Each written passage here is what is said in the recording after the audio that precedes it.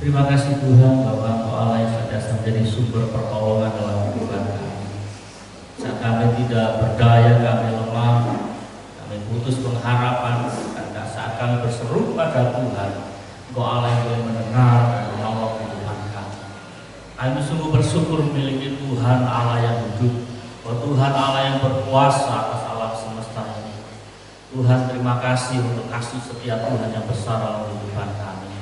Bapak, saat ini kami akan kembali belajar akan firman-Mu. Kami akan mendengar akan firman Allah, kami mau mendiamkan akan semua suara hati kami. Biarlah suara Roh Kudus saja yang berbicara atas kehidupan kami. Tuhan, tolong hamba-Mu yang akan menanggung mengenai firman-Mu. Dalam segala keterbatasan hamba, biarlah kuasa Roh Kudus yang boleh ambil bagian. Bahwa Tuhan yang berdaulat atas kehidupan kami semua. Dalam kuasa kegelapan yang berusaha mencuri firman Allah dari hati dan pikiran kami, kami sehati sepakat, kami tolak nyahkan di dalam nama Yesus. Dalam kuasa Allah saja yang boleh menolong melalui kami semua. Dalam nama Yesus Tuhan kami sambut firman Allah dengan ucapan syukur. Haleluya. Amin. Tuhan sambil berbagi. Tuhan shalom.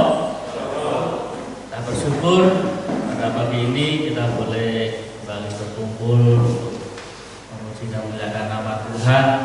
Kasih setia Tuhan yang besar dalam kehidupan kita. Di tengah rintiknya hujan, kita bersyukur suasananya agak adem. Pagi ini kita akan belajar firman Tuhan yang saya beri judul Iman Bertumbuh di Tengah Badai. Iman bertumbuh di tengah badai. Saya akan percaya bahwa kita masing-masing sudah mengenal akan gambar ini. Peristiwa ini kita sudah mengenalnya, tapi secara penerapan nanti kita akan belajar firman Tuhan ini. Secara cerita kita pasti sudah hafal, cuma saya tidak akan menguraikan secara sistem sekolah minggu, tapi kita akan belajar makna arti daripada cerita ini yang berbicara tentang iman kita yang harus bertumbuh di tengah badai. Kita akan baca lebih dahulu di dalam Injil Markus pasal 4 ayat 35 sampai dengan 41. Demikian firman Tuhan, saya baca untuk kita semua. Angin ribut diredahkan. Pada hari itu, waktu hari sudah petang, Yesus berkata kepada mereka, marilah kita bertolak ke seberang. Mereka meninggalkan orang banyak itu lalu bertolak dan membawa Yesus beserta mereka dalam perahu di mana Yesus telah duduk dan perahu-perahu lain juga menyertai dia. Lalu mengamuklah taufan yang sangat dahsyat dan ombak menyembur masuk ke dalam perahu sehingga perahu itu mulai penuh dengan air. Pada waktu itu Yesus sedang tidur di buritan di sebuah tilam. Maka murid-muridnya membangunkan dia dan berkata kepadanya, Guru, engkau tidak peduli kalau kita binasa. Ia pun bangun, menghardik angin itu dan berkata kepada danau itu, diam, tenanglah. Lalu angin itu reda dan danau itu menjadi teduh sekali. Lalu ia berkata kepada mereka, mengapa kamu begitu takut? Mengapa kamu tidak percaya? Mereka menjadi sangat takut dan berkata seorang kepada yang lain, siapakah gerangan orang ini? Sehingga angin dan danau pun taat kepadanya. Tapi saudara sekalian yang kasih nama Tuhan Yesus, perjalanan iman kekristenan kadang-kala tidak seperti yang kita harapkan atau kita pikirkan.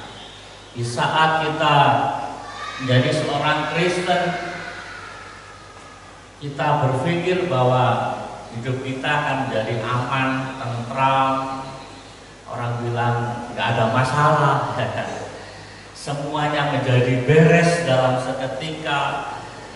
Orang bilang katakan segala sakit penyakit kita langsung disembuhkan, masalah ekonomi kita akan diselesaikan, hutang-hutang kita akan langsung sekejap lunas, ya kan? Anak-anak kita akan menjadi anak-anak yang manis-manis, menjadi anak yang penurut, ya kan? Suami akan menjadi orang yang menyenangkan, melindungi keluarga. Demikian juga istri akan menjadi seorang istri yang baik, seorang ibu yang bertanggung jawab. Tetapi fakta berbicara, kadangkala itu tidak terjadi. Kita mengalami sakit penyakit yang bertahun-tahun dan tidak kunjung sembuh. Kita mengalami masalah ekonomi bertahun-tahun dan kita masih mengalaminya itu. Kita masuk rumah, kita pulang kerja, masuk rumah dan suasananya berbeda yang kita harapkan. Bapak saudara sekalian, masing-masing perjalanan iman kita memiliki badai. Nggak sekedar angin, tetapi seperti peristiwa ini dikatakan badai. Situasi yang kadang-kala di luar kendali saya dan saudara. Jangan berpikir juga dalam dunia pelayanan atau dunia rohani juga semuanya tenang damai. Tidak. Dalam dunia pelayanan juga sama. Kerap kali kami sebagai hamba Tuhan juga kerap kali mengalami badai. Kerap kali juga mengalami kesulitan keuangan. Kerap kali juga mengalami sakit penyakit. Tadi malam waktu kami ke tempat kami, saya baru cerita dan mungkin hanya kami yang tahu. Kalau kapan hari berapa bulan lalu, nggak tahu sebabnya kenapa. Apakah karena salah makan kah atau karena setan kah? Intinya saya mengalami sakit yang luar biasa. Nggak tahu. Tiba-tiba habis makan, tiba-tiba perut itu mulas, nggak enak sekali. Dan saya bilang, coba pergi ke warung beli susu buah, minum dua kaleng, tambah mulas, muntah saya kamar mandi muntah, masih sakit sekali. Akhirnya saya bilang sama Bu Gembala, tolong urut saya. Bu Gembala nggak sanggup, datang lagi lihat, ya kan? Diurut, datang lagi Marcel yang kecil itu pijit kaki ya. Nggak tahu berapa lama saya mengalami sakit yang luar biasa ya. Tapi saudara sekalian, hidupan kekristenan kita kadang-kadang Tuhan izinkan alami kesakitan baik secara daging maupun secara psikologis kita. Mungkin orang lihat yang di luar lihat kita secara fisik, finansial oke. Tapi orang nggak lihat secara psikologis kita. Tekanan batin yang kita alami baik dalam pekerjaan, dalam rumah tangga maupun diri kita sendiri, orang lain nggak lihat. Tetapi kadang-kadang itu juga kita alami dalam kehidupan kita. Artinya ada banyak berbagai macam akan badai dalam kehidupan kita. Jadi di dalam mengiring Tuhan Yesus, saya katakan tidaklah benar kalau kita akan bebas dari masalah. Meskipun ada beberapa teologi, salah satunya adalah teologi kemakmuran yang mengatakan kalau kamu jadi orang Kristen, maka kamu akan mengalami peningkatan kemakmuran secara finansial. Tahun ini kamu nggak punya kendaraan, nanti tahun depan akan punya kendaraan. Kalau kamu terus rajin kasih perpuluhan, kasih persembahan pada gereja, maka tahun depan kamu akan punya mobil. Maaf, saya bukan teologi kemakmuran ya sahabat. Kita memang harus memberikan persembahan di rumah Tuhan. Memang kita harus memberikan persepuluhan kepada Tuhan untuk pekerjaannya. Tetapi bukan karena itu. Motivasi kita saat memberi bukan karena kita ibaratnya sistem memancing. Sering saya sampaikan di Jumat ini. Kita memberi bukan karena sistem memancing. Kita umpan cacing dapat ikan gabus, ya kan? Kita umpan ikan sepat dapat ikan apa yang lebih gede itu? Ikan kakak, ikan yang lebih gede. Enggak. Kita memberi bukan sistem mancing. Kita memberi karena adalah sebuah ketaatan kita terhadap firman Tuhan. Kita memberi adalah sebagai buah rohani dalam kehidupan kita. Ada banyak orang yang berhenti memberi karena tidak seperti yang dia harapkan hasilnya. Dia rajin memberi perpuluhan, tapi kok ekonomi saya masih seperti ini? Tapi saudara sekalian, badai menghentikan langkah iman. Badai dalam kehidupan menghentikan akan sikap ketaatan kepada Tuhan. Ini yang sangat disayangkan. Nah, saudara sekalian, karena itu pada pagi ini kita akan belajar bahwa janganlah badai menghentikan langkah iman kita. Justru badai harus membuat kita bertumbuh. Badai harus membuat kita bertumbuh dalam langkah-langkah iman kita pada Tuhan, ketaatan kita kepada Tuhan. Tetapi percayalah, saya punya satu keyakinan bahwa Tuhan tidak pernah berhutang dalam kehidupan kita. Tuhan tidak pernah tutup mata atas kehidupan kita. Oleh karena itu kita akan belajar pertama bahwa apa yang mesti kita alami, lakukan, yaitu mari kita tetap berjalan bersama dengan Yesus. Kisah ini menjadi sebuah kisah yang sangat inspiratif dalam kehidupan kita. Mengapa dalam peristiwa ini memakai sebuah peristiwa yang dalam situasi kapal? Ya. Karena di dalam satu kapal, apapun yang terjadi akan menjadi sebuah berakibat kepada semua seisi kapal itu. Dalam pembacaan kita tadi dikatakan bahwa ketika hari sudah petang, dikatakan pada hari itu waktu hari sudah petang, Yesus berkata kepada mereka, marilah kita bertolak ke seberang. Ini menarik. Dikatakan bahwa Yesus yang mengajak para murid untuk bertolak ke seberang. Setelah Yesus lama mengajar, Dia memberitakan tentang keselamatan, Dia memberitakan tentang kebenaran, Dia sampaikan segala sesuatunya dengan jelas dan gamblang. Tetapi di dalam kalimat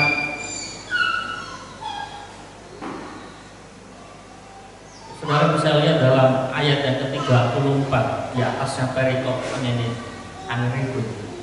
Di atas perikop itu ayat 34 dikatakan, dan tanpa perumpamaan Ia tidak berkata kepada mereka, kepada orang banyak maksudnya, tetapi kepada murid-muridnya Ia menguraikan segala sesuatu dengan secara tersendiri.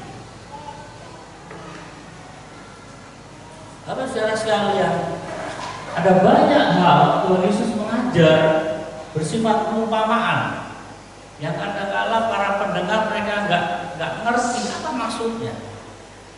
Tetapi kepada para murid dikatakan firman Tuhan, Yesus menceritakan secara detail, mengartikan secara jelas apa maksudnya. Nah, pada saat para murid ada bersama-sama dengan Tuhan Yesus di satu perahu, ya, saya katakan ini adalah sebuah momen, ini adalah sebuah kesempatan yang sangat penting seharusnya bagi para murid. Momen untuk apa? Bertanya. Mereka ada bersama-sama dengan Yesus di satu perahu yang eksklusif gitu. Tetapi momen itu tidak dimanfaatkan dengan baik. Alhasil apa? Yesus tidur. Yesus tidak memberitahukan hal penting lagi kepada para murid. Bisa jadi para murid hanya sibuk dengan aktivitasnya. Oh, ini kesempatan di dalam perahu saya baring tidur. Mungkin saya asik ngobrol sendiri. Dan Yesus dibiarkan begitu saja. Intinya kalau kita mencatat bahwa Yesus tertidur. Bapak saudara sekalian, berjalan bersama dengan Yesus ini menjadi sesuatu ajakan yang sangat penting dan sangat menggembirakan. Tetapi seberapa banyak kehidupan saya dan saudara menyadari bahwa kalau saya ada bersama-sama dengan Tuhan hari ini, apa yang saya kerjakan? Hal apa yang saya dapatkan kalau saya berjalan bersama-sama dengan Yesus? Ya. Bapak saudara sekalian, seringkali kita terlibat dalam banyak pelayanan, kita terlibat di dalam segala aktivitas yang bersifat rohani, tetapi kita nggak dapatkan sesuatu pelajaran yang penting dalam kehidupan kita. Maaf, dia terjadi di luar sana.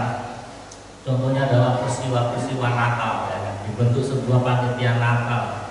Dalam peristiwa KKR dibentuk panitia KKR.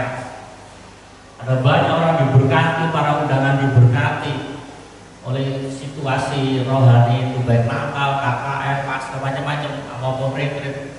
Tetapi yang kadang-kadang terjadi, panitianya ribut gontok-gontokan, ya. Panitianya kelahi sendiri, ya. Aneh kan? Atau juga dalam sebuah ibadah, jemaat diberkati pujian penyembahan, tetapi pada saat firman Tuhan, maaf, nggak terjadi di gereja ini, ya. Para pelayan-pelayan asik ngobrol di luar, ya. Pemain musik sudah meletakkan bassnya, sudah letakkan ini keyboardnya, asik di luar ngobrol sendiri, nggak mendengarkan firman Tuhan. Situasinya kadang-kadang seperti itu. Kita ada di dalam area rohani, tetapi kita nggak mendapatkan sesuatu yang berharga. Mari, di saat Yesus katakan, marilah kita menyeberang, artinya kita ada bersama-sama dengan Yesus. Kalau Tuhan katakan, ayo kita terlibat di dalam perkara rohani, artinya Yesus ada bersama-sama dengan kita. Manfaatkan momen itu untuk pertumbuhan iman kita. Manfaatkan kesempatan itu untuk kita mengalami perkara-perkara yang menunjang akan kerohanian kita. Jangan sampai orang luar diberkati, kita sendiri yang dekat dengan Yesus, kita nggak dapatkan apa-apa. Perkara selanjutnya kita akan belajar, badai merupakan bagian daripada perjalanan itu. Tapi saudara sekalian, firman Tuhan katakan dalam ayat yang ke-37, lalu mengamuklah taufan yang sangat dahsyat dan ombak menyambut masuk ke dalam perahu sehingga perahu itu mulai penuh dengan air. Sama seperti di awal tadi saya katakan, saya akan ada bersama dengan Yesus, pasti aman, pasti tidak akan ada masalah. Tetapi kisah ini memberikan sebuah pemikiran baru buat kita bahwa bisa kita berjalan dengan Yesus. Saya pakai istilah ini supaya tidak salah. Tuhan izinkan badai. Tuhan izinkan badai yang begitu besar menghantam perahu para murid. Ya. Kalau kita cermati di dalam ayat yang di atasnya tadi,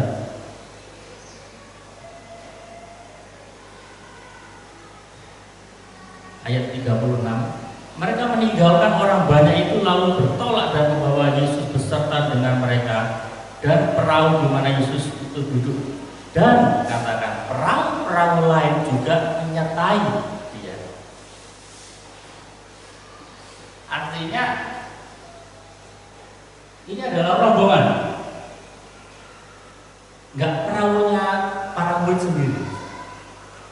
Tetapi pertanyaannya, mengapa yang disorot hanya perahunya para murid? Kok penulis atau Markus ini tidak menyorot semua? Kan dikatakan perahu-perahu lain juga mengikut. Ini rombongan perahu-perahu gitu. Nggak di danau ini nggak sekedar perahunya para murid dan Yesus, tetapi ada perahu-perahu lain juga yang mengiring perjalanan itu. Hal ini berbicara pada kita bahwa kehidupan saudara-saudara, bisa kita berjalan dengan Yesus, kita ini menjadi, bahasa kerennya, menjadi public figure, menjadi sorotan gitu. Orang lain di luar Tuhan punya masalah ekonomi. Orang lain di luar Tuhan juga punya masalah sakit penyakit.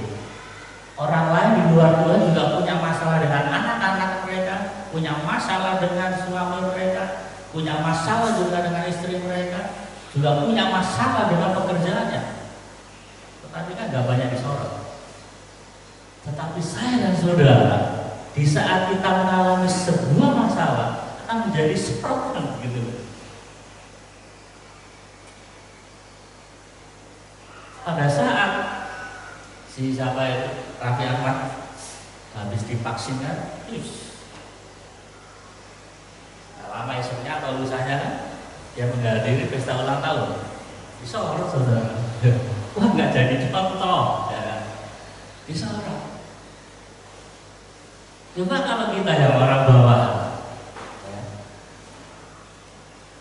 Kita kemarin adakan apa itu teman-teman kunjungan di beberapa tempat, tadi sorot media.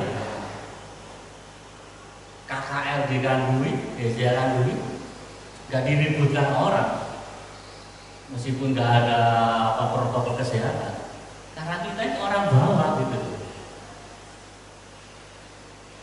Coba kalau Bupati Nadal Syah bikin acara dan nggak pakai protokol, disorot sudah.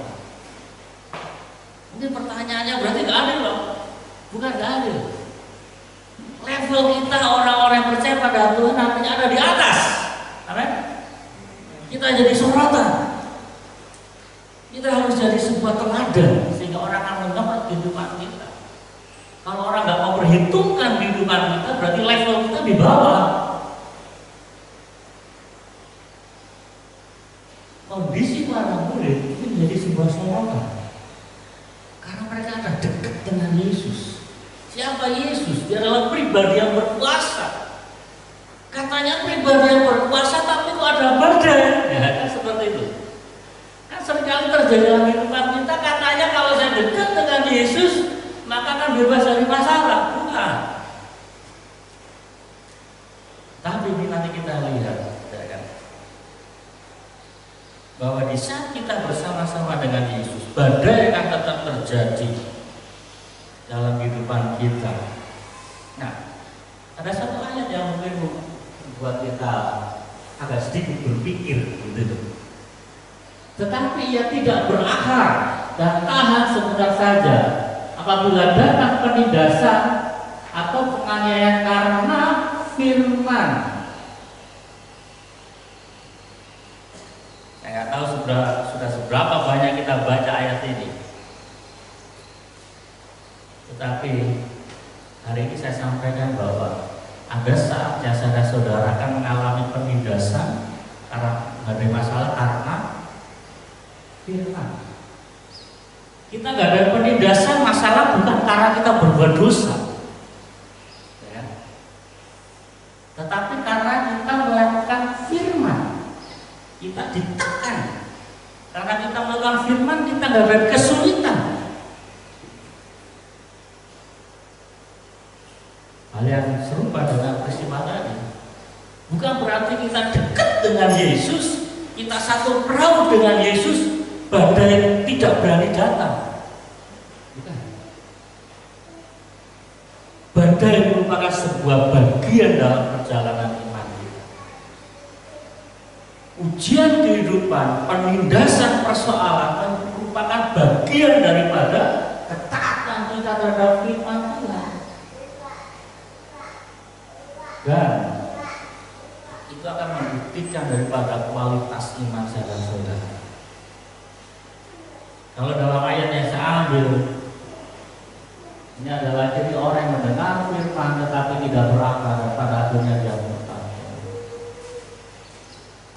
Saya akan garis yang ini bahwa penganiayaan bisa datang karena firman, kesulitan hidup bisa datang karena melakukan firman. Tetapi mari, ada sebuah pertanyaan. Apakah faedahnya saya melakukan firman Tuhan? Saya masih nggak ada masalah. Apa faedahnya saya memberi untuk pekerjaan Tuhan? Utang saya masih banyak. Apa faedahnya saya rajin ke gereja? Masalah keluarga saya nggak selesai-selesai. Apa faedahnya saya bersekutu dengan Tuhan? Ini dan itu saya masih banyak.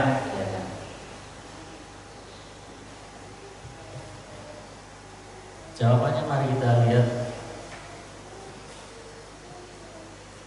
Matius pasal 7 ayat 24 dan 25. Dikatakan setiap orang yang mendengar perkataanku ini dan melakukannya, ia sama dengan orang yang bijaksana yang mendirikan rumahnya di atas batu. Kemudian turunlah hujan dan datanglah banjir, lalu angin melanda rumah itu. Tetapi rumah itu tidak rubuh sebab didirikan di atas batu. Saya pikir 3 ayat cukup buat kita. Peristiwa Yesus meredakan angin ribut, perumpamaan tentang penabur, dan pengajaran tentang 2 dasar. Saya pikir cukup untuk membuat kita tidak berhenti untuk mentaati firman Tuhan. Amin. Saya pikir cukup buat kita. Tidak perlu lagi kita berkata, apa gunanya saya mentaati firman. Yang membuat sebuah perbedaan dalam kehidupan kita adalah kita yang mendengar firman dan mentaatinya dengan orang yang mendengar firman dan tidak mentaatinya. Perbedaannya di sini. Kita akan tetap berdiri kokoh meskipun saya katakan kita mengalami pergumulan, kita mengalami permasalahan, dan kita tetap dekat dengan Tuhan, kita mengalami persoalan dan kita tetap mentaati firman Tuhan. Perbedaannya di sini. Kita tidak akan menjadi roboh. Di dalam bahasa tadi perumpamaan tentang menabur, kita tidak menjadi murtad. Saudara bisa banyak mendengar di luar sana bagaimana ada banyak orang-orang yang murtad. Bisa karena masalah ekonomi, bisa karena jabatan, bisa karena pasangan hidup, dan banyak penyebab lainnya. Mereka undur iman. Bapak saudara sekalian, mari. Badai merupakan bagian daripada perjalanan iman kita. Oleh karena itu, mari kita tetap beriman kepada Tuhan Yesus, karena Tuhan tidak pernah meninggalkan kehidupan kita. Poin yang terakhir atau yang ketiga adalah mari kita komunikasikan dengan Yesus. Di dalam ayat yang ke-38 dikatakan, ia pun bangun menghardik angin itu dan berkata pada danau itu, diam, tenanglah. Lalu angin itu reda dan danau itu menjadi teduh sekali. Tapi saudara sekalian, ini berbicara tentang persekutuan kita dengan Tuhan. Seberapa banyak di antara kita pada saat kita mengalami badai, kita datang pada Tuhan, kita berseru pada Tuhan, ataukah tadi di dalam poin yang kedua kita malah undur, kita kecewa, kita nyalakan Tuhan, kita nyalakan orang lain, kita nyalakan diri sendiri.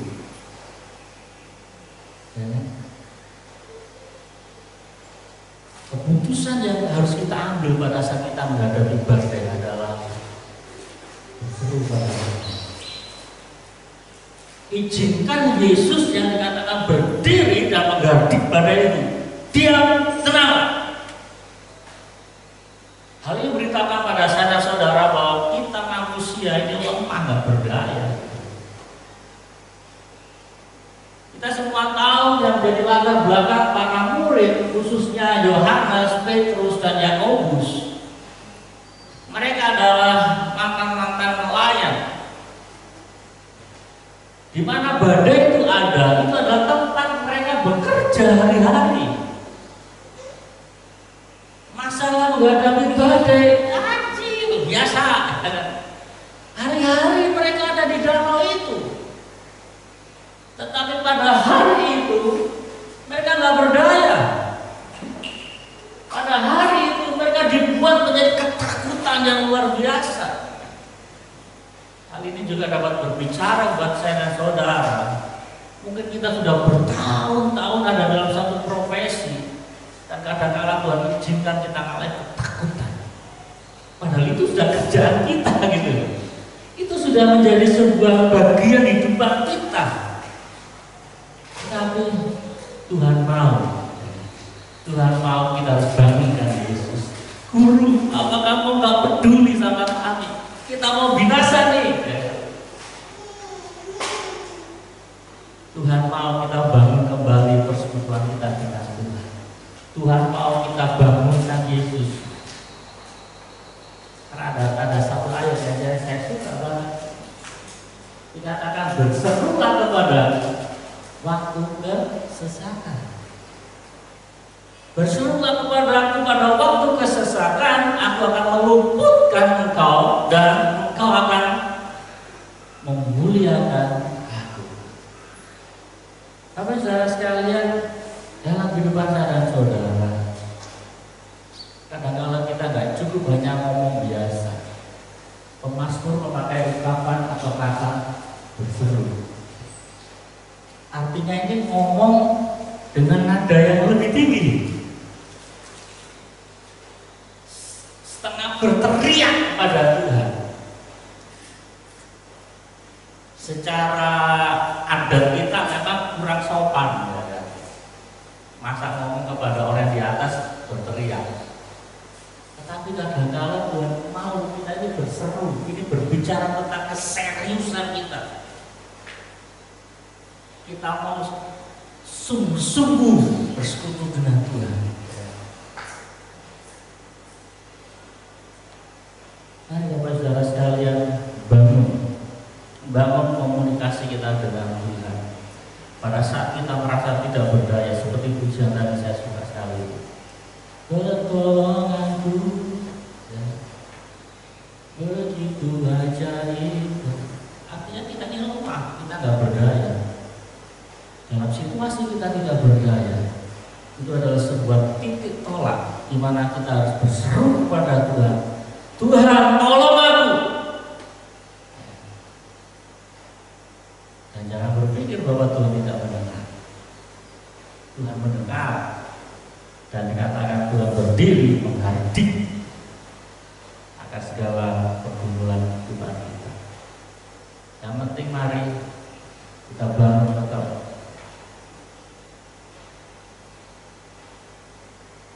komunikasi kita dengan Tuhan. Saya pakai istilah, jangan izinkan Yesus berlama-lama tidur dekat kita. Jangan izinkan Yesus tidur itu berlama-lama. Orang Israel katakan dia adalah penjaga Israel. Sia-sia penjaga malam berjaga-jaga kalau bukan Tuhan yang menjaga dan mengawal. Mari saya tidak banyak lebarkan firman Tuhan. Saya sudah memain musik maju ke depan. Kita nyanyikan pujian tadi. Hatiku tenang berada. Ini menjadi sebuah doa kita pada Tuhan. Menyadarkan kita bahwa kita manusia biasa. Sehebat apapun hidupan kita, kadang-kadang Tuhan akan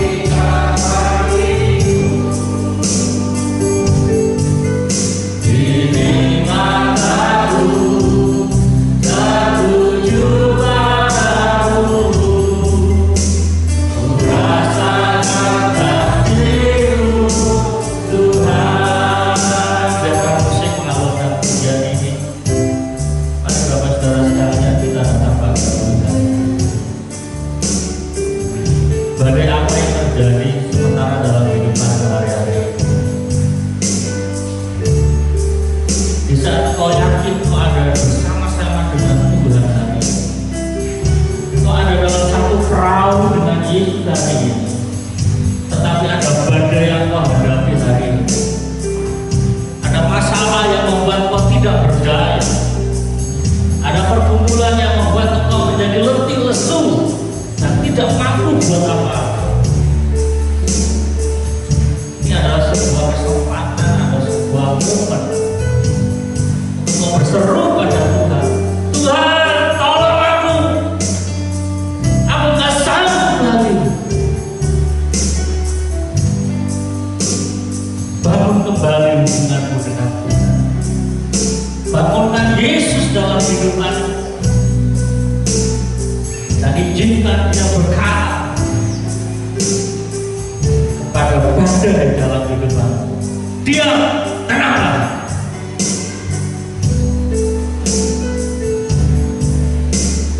Mari Bapak Saudara sekalian, rendahkan hati kita, rendahkan kehidupan kita di bawah kaki Tuhan.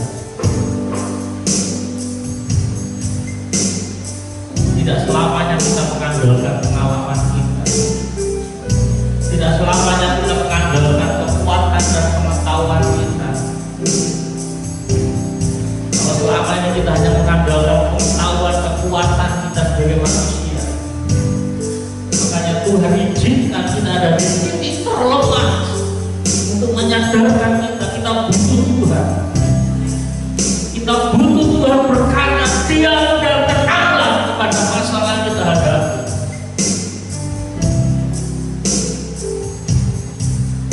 Kita bersyukur kita masih ada di perahunya Tuhan. Jangan pernah keluar dari perahunya Tuhan meskipun badai besar kau hadapi. Jangan berhenti mengiring Tuhan sebesar apapun masalah kau hadapi, karena Tuhan tetap ada bersama-sama dengan kita. Haleluya. Terima kasih Tuhan. Terima kasih. Kau Bapa yang baik. Kau Bapa yang tidak pernah meninggalkan kami. Dan yang kamu jadi dari awal, hatiku tenang berada di kami. Hatiku tenang berada menjadi doa kita pada Tuhan. Pujiannya menjadi pernyataan hati kita pada Tuhan. Pujiannya menjadi pengakuan iman kita pada Tuhan.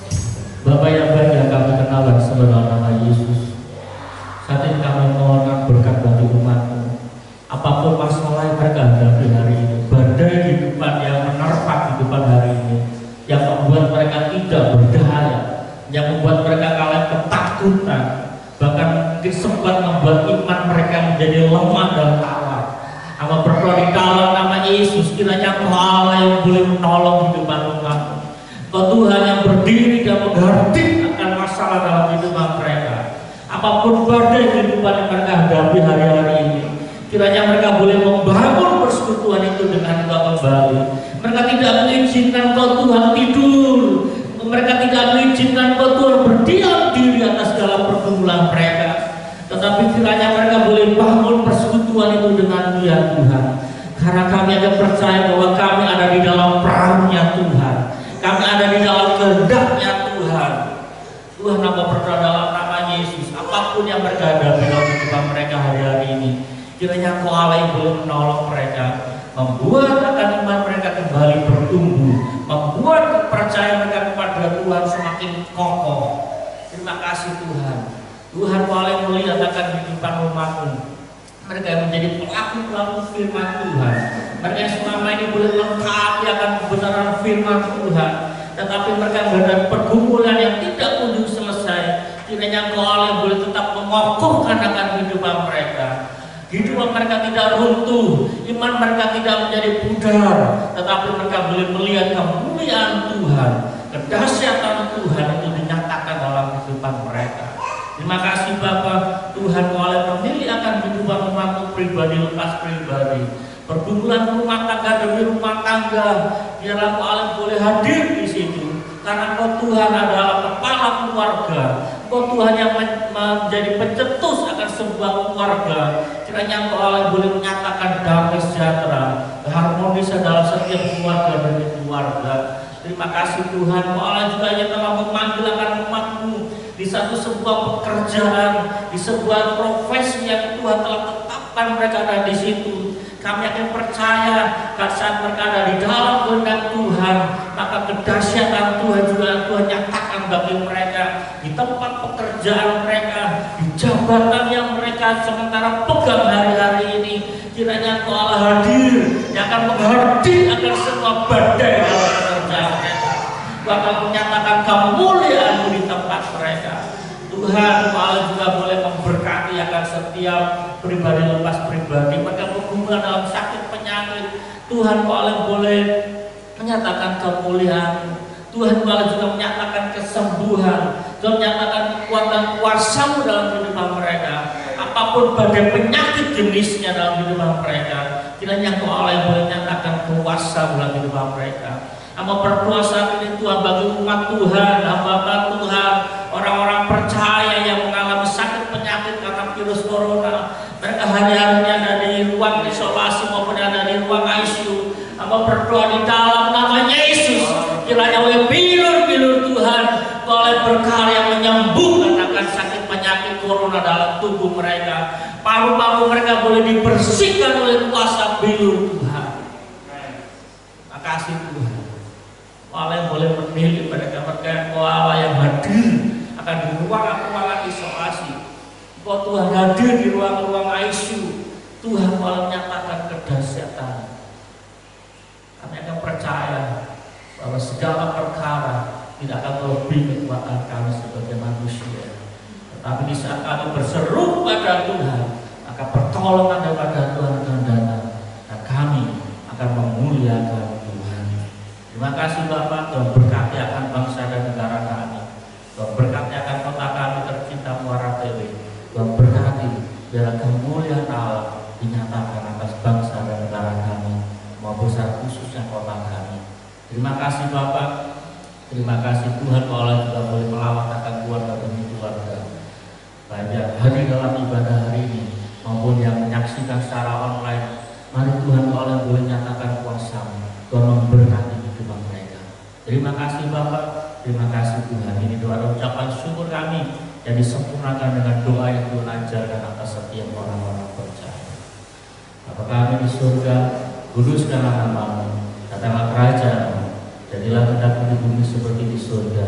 Berikanlah kami pada hari ini makanan kami secukupnya, dan ampunilah akan kesalahan kami, seperti kami juga mengampuni orang bersalah pada kami.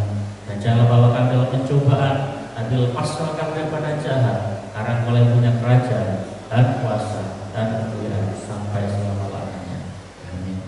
Kiranya jemaat Tuhan yang kasih nama Yesus, bukalah hatimu dan terimalah berkat dari Tuhan kita Yesus Kristus. kasih karunia dan damai sejahtera serta sukacita yang berasal dari surga, serta kekuatan kuasa ilahi dari Tuhan kita Yesus Kristus, serta penghiburan kasih-Nya kekal melalui Roh Kudus. Terimalah berkat Tuhan ini hanya di dalam nama Bapa, di dalam nama Anak, dan di dalam nama Roh Kudus dari pagi ini sampai Tuhan Yesus datang kedua kalinya. Bapa, terima kasih.